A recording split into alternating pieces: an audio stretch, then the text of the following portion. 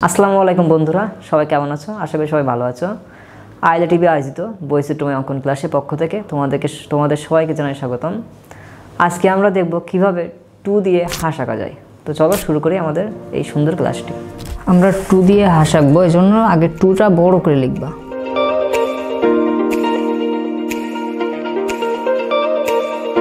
Two এর এই লেসটা দেখো একটু লম্বা করে দিলাম আমরা, এটা কারণ পরে বুঝতে পারবা।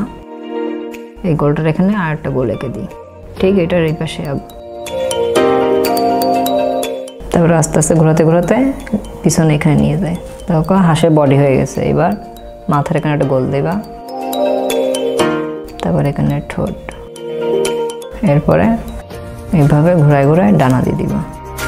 এটা আমাদের রাজহাঁস হয়ে গেল। নিচে ঢেউ, আকাশে সেবার রং করা পালা। রাজহাঁস তো সাদা রং হয়, এই জন্য আমি হালকা হলুদ নিব, নিয়ে এই আউটলাইনে হালকা করে দিব, হালকা এটা রেশ রেখে দিব রঙের।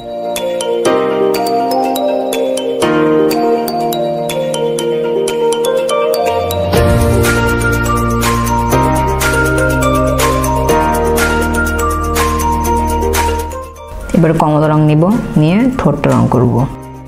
তারপরে চোখ, ছোট ছোট চোখ দিয়ে দিলাম। পানি রং করার জন্য আমরা আকাশি রং নিব।